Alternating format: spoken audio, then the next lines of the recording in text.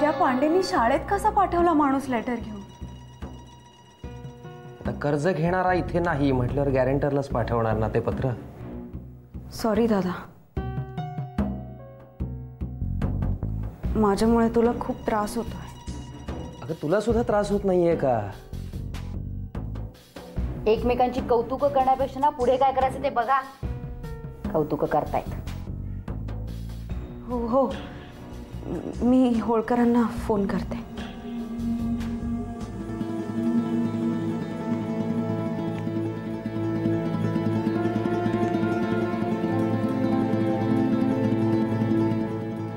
बोला Ashwini madam. Inspector साहेब नमस्कार. अहो त्या पांडेंनी माझ्या दादाच्या शाळेत एक माणूस पाठवला लेटर घेऊन. मॅडम मी तुम्हाला सांगितलं होतं ना, पण तुमचे भाऊ गॅरंटर राहिलेत म्हटल्यावरती हे होणारच हो. मान्य आहे, पण असं एकदम नोकरीच्या ठिकाणी माणूस पाठवणं म्हणजे. अहो आता तुम्ही कर्ज घेतलंय म्हटल्यावरती हे लोक काही ना काहीतरी करणारच. आता या लोकांच्या हात कोण धरणार तुम्हीच सांगा मला. साहेब पण असं नोकरीच्या ठिकाणी पत्र गेल्याने माझ्या दादाला, तुम्हाला कळतंय ना मी काय म्हणते ते. तुम्ही जरा तुमचं वजन वापरलं, शब्द टाकलात तर मेहरबानी होईल. नाही नाही, तुमचा प्रॉब्लेम कळतोय मला, पण ठीक आहे बघू. असं करा, तुम्ही उद्या मला फोन करा, मी बघतो काय करायचं ते. Okay thank you. हॅलो, ठेवला फोन.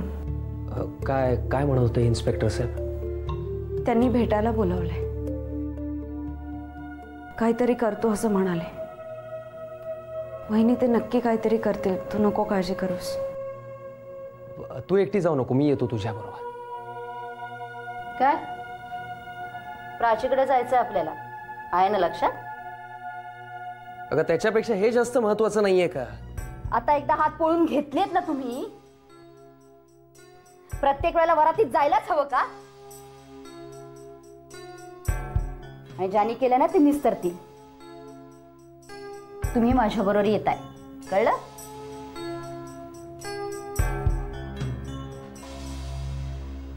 दादा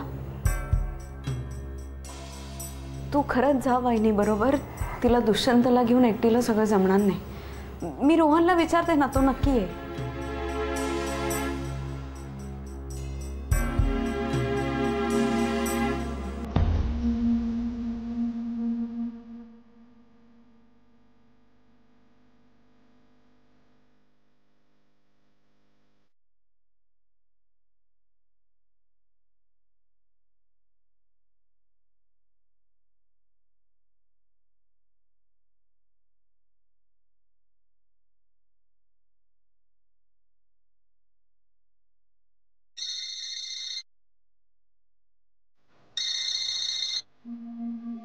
हाँ बोल ग.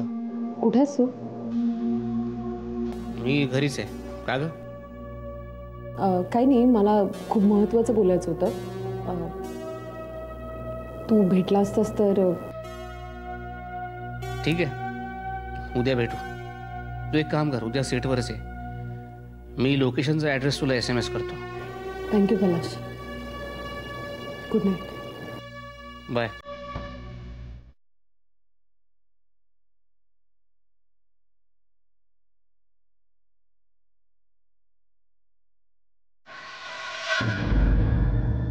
किटीचा फोन होता. तिला काहीतरी बोलायचं आहे माझ्याशी. तिला उद्या सेटवरच बोलवलंय. ऐकलं मी चुकीचं वागलोय का? तुला तसं वाटतंय का? नाही ना? मग नाही. पण एक लक्षात ठेव, नमिताचं मन बदलण्याची खात्री तू किटीला देऊ नयेस असं मला वाटतं. ते नमिताला ठरवू दे. काही गोष्टी ज्याच्या त्यालाच कळायला हव्यात ना. धन्य आहेस तू. कल्याणमस्तू.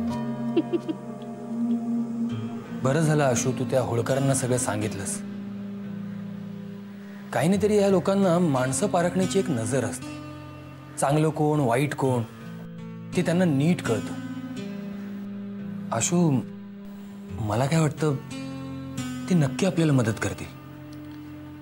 तुझं खरं आहे, पण मी एकटी जाऊन त्यांच्याशी काय बोलू मला कळत नाहीये. अगं आशू, एकटी का? मी नाहीये का? मी येईन तुझ्यासोबत. खरंच येशील? अगं मग नक्की. थँक्यू. चल चल चल निघूया. दादा, काय रे अचानक? सगळं ठीक आहे ना? हो ठीक आहे ठीक आहे, बस ना. नर्सनी सांगितलं तुमचे भाऊ आलेत म्हणून. मला काळजीच वाटली रे.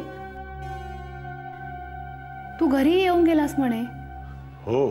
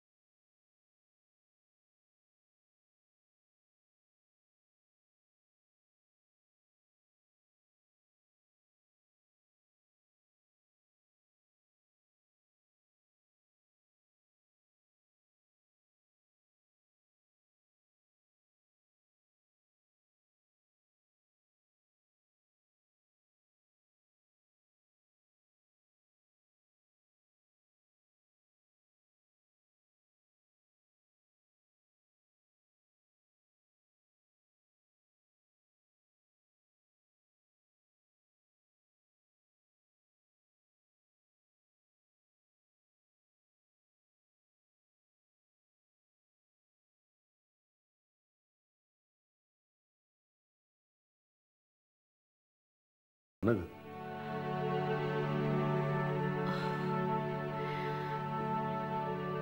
दादा, मीता बेसिकली चांगली मुलगी आहे रे. तिचं मनस्वास्थ्य ठीक नाहीये, हा प्रॉब्लेम आहे. पण याचा त्रास मला होतो ग मीरा. बाहेरच्या जगात आपण सगळेच मुखवटे वापरतो. मला घरी सुद्धा मुखवटा घालावा लागतो. दादा, तू माझ्याशी सगळं बोलत जा. माझी पंचायत कळते ना आपल्याला. पण आपण आहोत ना एकमेकांना. कर घाम पुस. पप दे.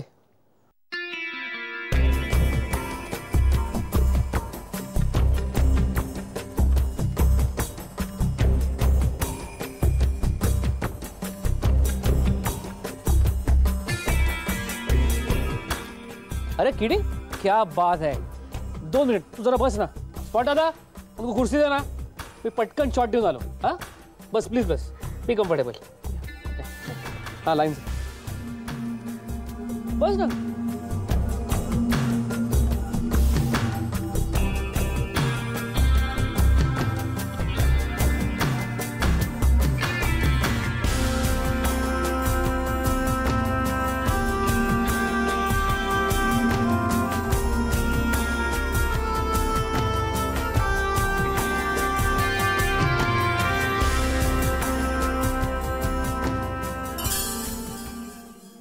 आया मैं 2 मिनट में. हा बोल, कंटाळलीस? ऑब्विसली, पण काम माझं आहे, काय करणार ना. काय विशेष? तू चाय घेतेस का? स्पॉट दादा, तो चाय दे ना. तू बोल ना. आय गेस तुला सगळं माहिती आहे. मला एकूण एक सगळं माहिती आहे किटी. माझी भूमिका काय असणार आहे तेवढं सांग. पलाश, लपवण्यात काहीच अर्थ नाही, पण दारू आणि सिगरेटचं व्यसन मला आहे. ओके, पुढे.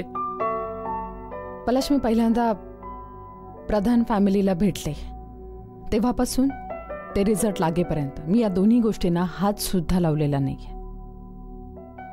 चल मान्य. पुढे. हे चहा घे.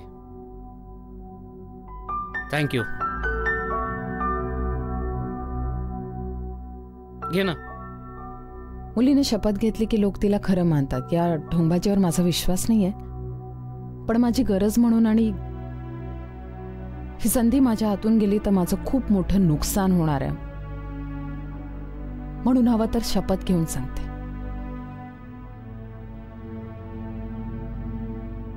मी जे काही बोलते ते 100% खरं बोलते. चल हेही मान्य. पुढे? त्या दिवशी मी खूप फ्रस्ट्रेट झाले होते म्हणून दारू प्याले. किटी आहे, मला सगळं माहिती आहे ग. मी काय करायचं तेवढंच सांग. तू नमिताकडे जाऊन माझी बाजू मांडायची. मी?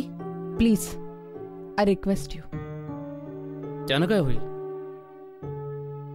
हे बघ पलाश, तुझ्यामध्ये कन्व्हिन्सिंग पॉवर आहे.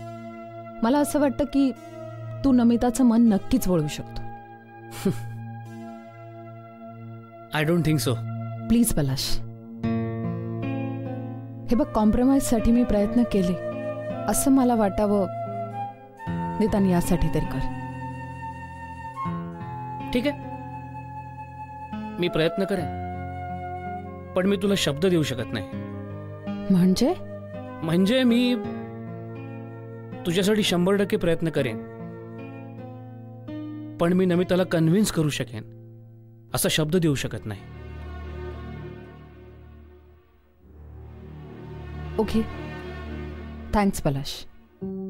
It's my pleasure kitty. बरं, शॉट थांबलाय माझ्यासाठी, मला जायला हवं. ओ या, गो अहेड. मी निघते. दे. थँक्यू पलाश. Take care.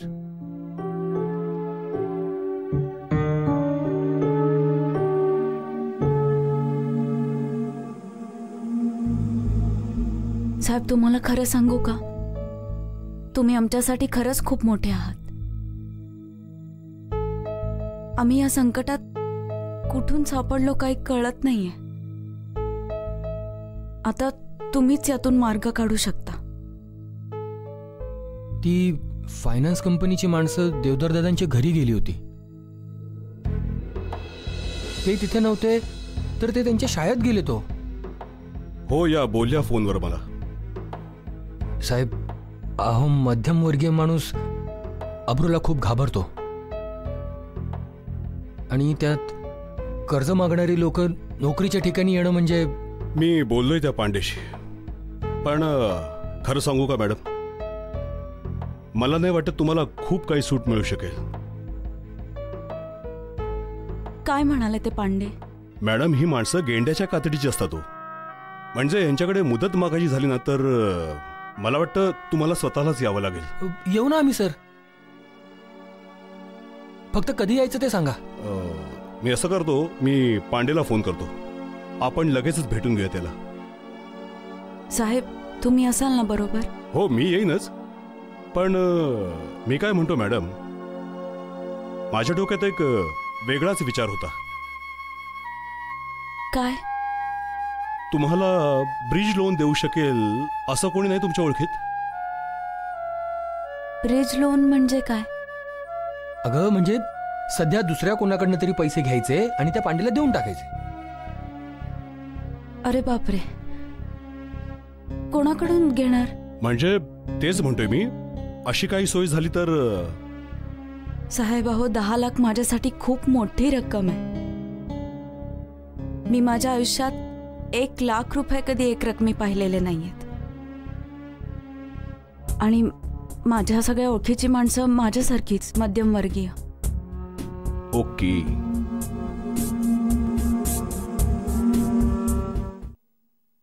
दिवाळीहून कितीतरी दिवस होऊन गेलेत आता. ठीक आहे, लवकर काय ते बघ. हो. हाय गॉर्जियस. अरे पलाश, इथे बीचवर शूटिंग चालू आहे. ए यार, तू तर मला एकदम कचराच करून टाकलास. मागे बीचवर शूटिंग असतं तेव्हाच मी इथे येतो का? तू न कळवता न ठरवता तेव्हाच येतोस. आज मी तुला सरप्राईज द्यायला आलोय. पण तुझे सरप्राइजेस प्रत्येक वेळी मला आवडतीलच असं नाहीये. ते जाऊ दे, या वेळेला काय पॅकेज आहे बरं? विशेष काय नाही ग. आज मला किटी भेटायला आली होती.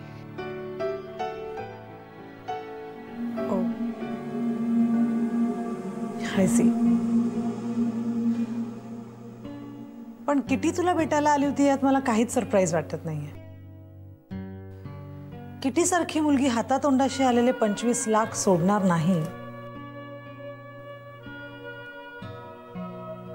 हे माहिती होतं. तू तर तिला एकदम खालच्या लेवलला आणून ठेवलंस यार. तिची लेवल आता तू ठरवणार? ती मला म्हणाली तू अचानक तिच्याकडे गेलीस तेव्हा तिने ड्रिंक घेतलं होतं. ड्रिंक घेणं हा खूप सोफिस्टिकेटेड शब्द आहे ना. मी जेव्हा तिच्या घरी गेले होते तेव्हा ती ज्या अवस्थेत सापडली त्याला दारू ढोसणं असं म्हणतात. अगं एक दिवस दारू प्यायल्याने माणूस दारुडा होत नसतो. मला काय वाटतं पलाश, किटीला मी तुझ्यापेक्षा जास्त ओळखते. ओळखते ना? का तू किटीला जास्त ओळखायला लागलास माझ्यापेक्षा? नाही म्हणजे तिची बाजू मांडायला आलायस ना म्हणून विचारलं. पण एकदा किटीची बाजू ऐकून घ्यायला काय हरकत आहे? तिची बाजू ऐकून घ्यायला हरकत आहे किंवा नाही ह्याचा विचार आपण नंतर करूया. पण सध्या तरी मला एका गोष्टीचं आश्चर्य वाटतंय. माझ्याच कुटुंबातील एक सदस्य किट्टीची बाजू घेऊन माझ्याकडे आलं. त्यात आश्चर्य वाटण्यासारखं काय? सांगते ना काय आहे. आता जर का मला पुन्हा असं वाटलं की किट्टीचं आणि तुझं अफेअर आहे तर त्यात माझं काय चुकलं? म्हणजे तुझ्यासारखा बिझी माणूस वेळात वेळ काढून किटीची बाजू मांडायला माझ्याकडे आला का? नाही म्हणजे आहे काही उत्तर? देखिए इंस्पेक्टर साहब, ये केस थोड़ा डिफरेंट है, ये पार्टी भी गरीब है, ये सब मैं समझ सकता हूँ, लेकिन पैसा तो पैसा ही है ना. 10 लाख रुपए मैं ऐसे ही धर्म खाते में नहीं छोड़ सकता ना. आम्ही तुमचे सगळे पैसे फेडू, एकही पैसा बुडवणार नाही. देखिए ये कोई कायदेसर लोन नहीं है, फ्रॉड है, फ्रॉड. आप समझ रही है ना? घोटाला. ये पैसा तो मुझे पूरा इकट्ठा ही चाहिए. हे बघा पांडे, बाईंना उगीच घाबरवू नका. अरे मैं क्यों डराऊंगा भाई? हाँ देखिए मुझे अपने पैसे से मतलब है बस. तुम्ही काहीतरी टाइम लिमिट द्या ना, मुदत द्या ना थोडी. अरे नहीं यार, एक्चुअली टाइम लिमिट देने के पोजीशन में ही मैं नहीं हूं, लेकिन फिर भी ये होलकर साहब बोल रहे हैं इसलिए 1 हफ्ते का टाइम देता हूं. फक्त 1 आठवडा? बहन जी, आप जिसे 1 आठवडा कह रही है ना, उसमें 8 दिन होते हैं. 8. पण सर एवढ्या कमी वेळात एवढी मोठी रक्कम कशी काय उभी करणार आहोत? अच्छा, जब 5 दिन में इतनी बड़ी रकम मिल गई तब तो कुछ नहीं बोले आप भाई साहब हैं? देखो पांडे, कुछ इन लोगों के बारे में भी सोचो. अरे सोच के ही बोल रहा हूं भाई, इसीलिए तो 1 हफ्ता बस. पण आता शरद दादाच्या शाळेत जाणार नाही ना कोणी? आता आदमी नहीं जाणार शाळेत, जाईल ती नौकरीच. अगर 8 दिन में आपने पूरा पैसा नहीं दिया ना तो आपके भाई की नौकरी गई समझो.